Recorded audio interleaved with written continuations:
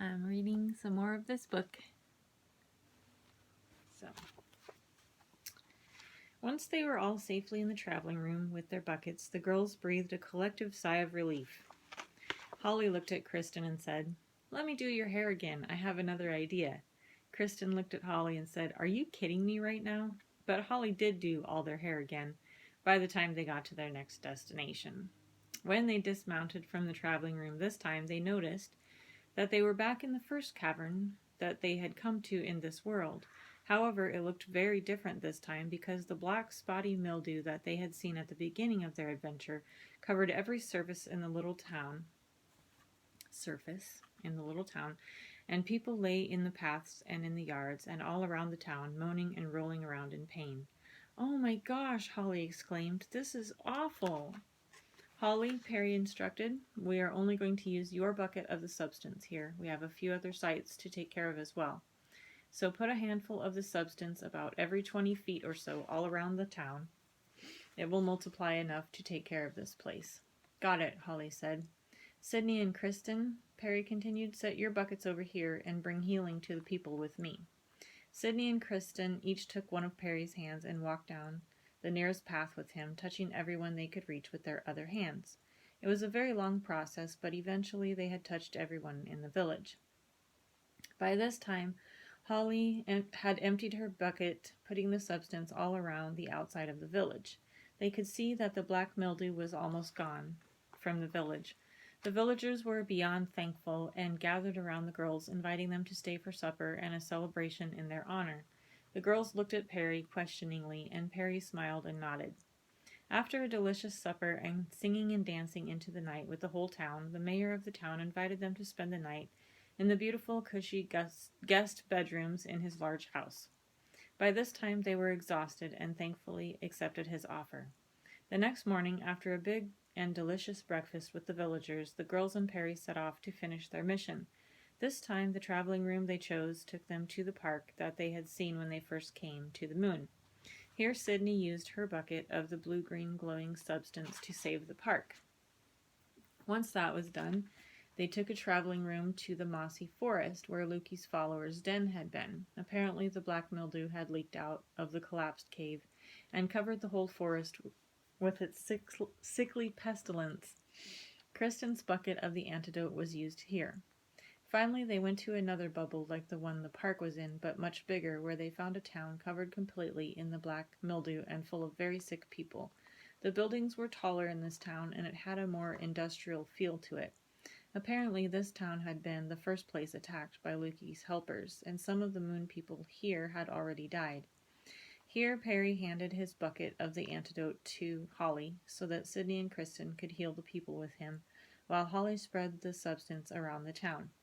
The town people were very thankful for the healing and help, but also very sad over the lives that had been lost.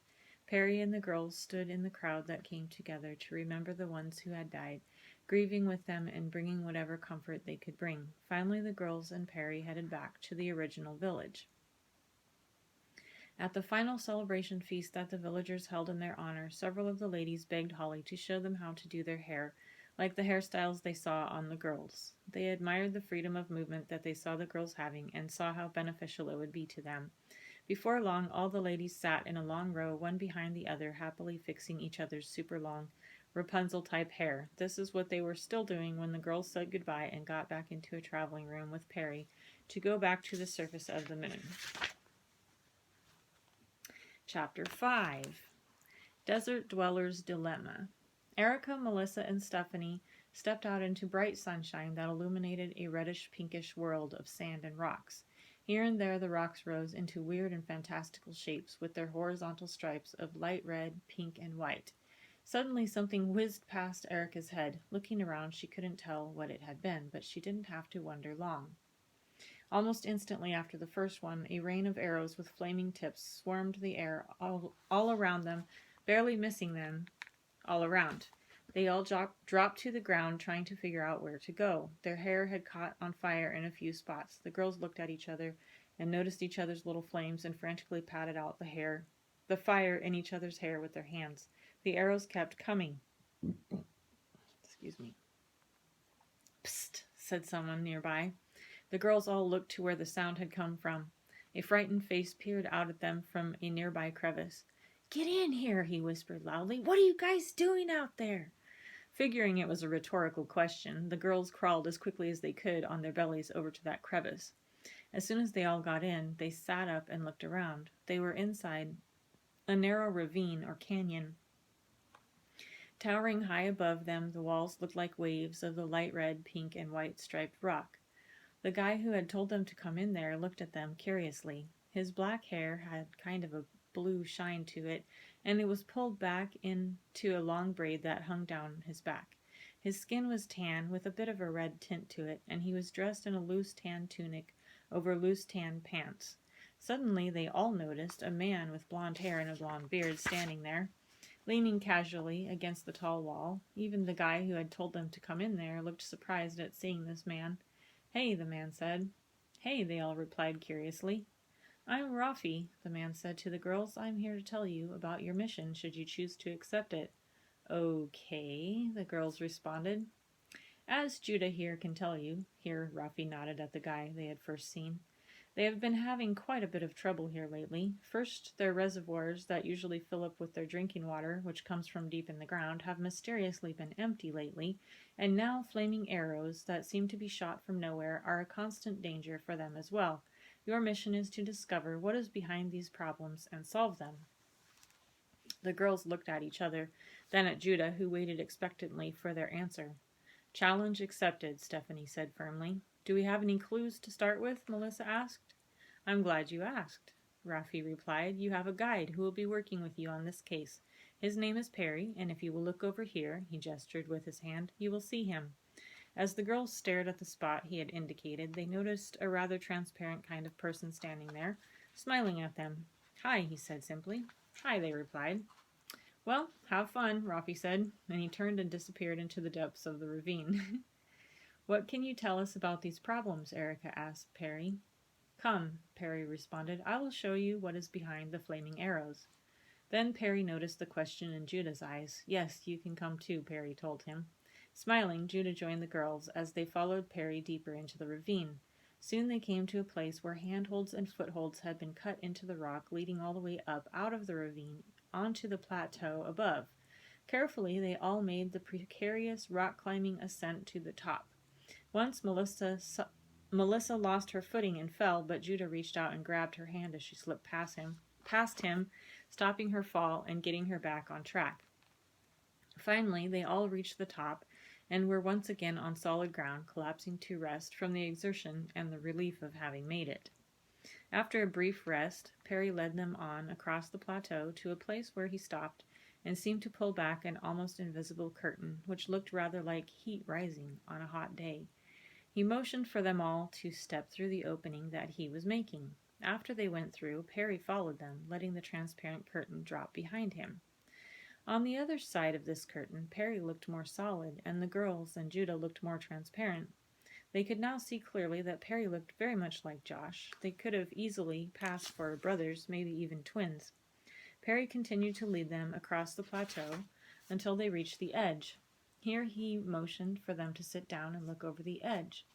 Sitting cross-legged on the edge of the mesa, the girls and Judah looked down over the open desert below. Soon they noticed, right below them, a bunch of people gathered around a small bonfire.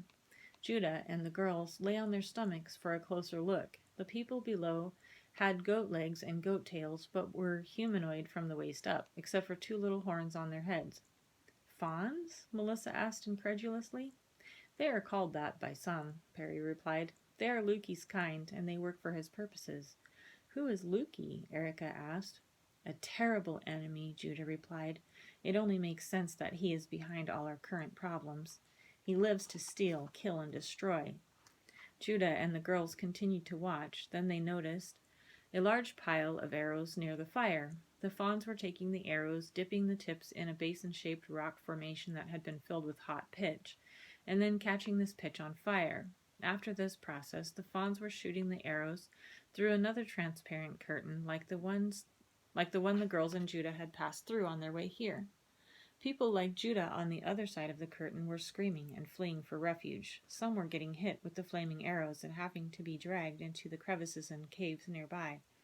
It looked like a war zone, but a very one-sided one, as the people did not know how to fight back against an enemy they could not see and knew nothing about. Judah was visibly disturbed. "What can we do about this?" he hissed to Perry. "You know that song you made yesterday for your people to sing at their next gathering?" Perry asked Judah. Judah nodded with a puzzled expression on his face. The girls looked at him curiously, now wondering about his role in his tribe. "Sing it now," Perry instructed him. "It will bring the help you need." Judah sat on the ground, cross-legged again, this time closing his eyes for a moment and lifting his open hands. As he began to sing, he opened his eyes and looked up into the sky. "O great Maker of everything that is, the one who defends everyone who is his, you are our refuge, the one who is true. In trouble we find our help only in you." After he had sung it a time or two, Perry instructed the girls to join in and sing with him. Before long, they all saw the strangest creatures flying in to attack and scatter the fawns. They were huge, and they each had 4 wings and 4 faces. One face on each one looked human, one like an ox's face, one like a lion's face, and one like an eagle's face. And they were covered with eyes everywhere. They had human arms and hands, but calf feet. One had a huge bucket of water, which he promptly dumped on the fawn's fire, completely extinguishing it. Judah and the girls heard the loud hiss of water meeting flames and saw the steam rising up from where the fire had been. The next creature dropped a huge rock on the basin that held the pitch, breaking it to smithereens and covering most of the pitch, which basically glued the huge rock in place over it. Another dropped a huge rock on the pile of arrows, pulverizing them. The last one had a huge rock, which he just threw at random into the crowd of screaming fawns, who were in the process of scattering in every direction. "Keep singing," Perry directed Judah and the girls. "There is more help to come to the people." As Judah and the girls continued to sing Judah's song, they all saw some winged creatures who were more humanoid, swooping down through the transparent curtain, bringing what looked to the girls like medical supplies. As they passed through the curtain, they became almost invisible. These creatures disappeared into the crevices and caves where the people had fled for refuge. "They bring healing to undo the damage," Perry explained. After a pause, Judah spoke up. "Thank you for helping us stop the flaming arrows," he said to Perry. "But my people will still die if we do not find out why we have no water." Perry looked at the girls, silently inviting them to share their thoughts. "Is it possible that someone has been able to redirect the underground springs that previously filled the basins?" Melissa hypothesized. The others considered this idea. "I suppose if there was a cave that led down to where the springs are, it might be possible," Erica mused. "Do you know of any caves that go down that far?" Stephanie asked Judah. "Underground caves are not my area of expertise," Judah replied. "We will have to go see my brother Reuben for the answers you seek." Perry nodded in response to Judah's answer, then led the way back to the invisible curtain, which he again held open for them. After they passed through the curtain, they went back to the descent down into the ravine, which looked much more perilous from the top looking down. "Oh, crud," Stephanie muttered. The other girls felt the same way. "I will go first," Judah said, smiling. "That way I can catch you if you fall." The girls smiled at the thought of Judah trying to catch all of them if they fell, but they still felt a little better anyway. It was a slow descent, as the girls had to kind of feel for each next foothold below them with every step, but eventually they all stood at the bottom of the ravine once again. Before long, Judah was leading them out of the ravine and into a nearby cave. As they entered the cave, they saw that yellow sunlight streamed into it in a couple of places where there were large circular holes in the rock walls. Along the walls were ledges that served comfortably as benches, and on one of them sat a young man who looked rather similar to Judah. He had some kind of bandage on one hand and appeared to be resting, leaning against the wall with his eyes closed. "You got hurt, eh?" Judah said to his brother. Reuben opened his eyes and saw Judah. "Yes," he replied, "but it feels better already." Judah nodded in understanding, remembering the winged creatures who had brought healing. Then Reuben noticed the girls and looked back at Judah with questions in his eyes. These are my new friends who are trying to help us with our problems, Judah said. But come to think of it, I don't know their names. Judah and the girls laughed at this sudden realization, and everyone introduced themselves to each other. And that's 15 minutes. So we'll finish next time.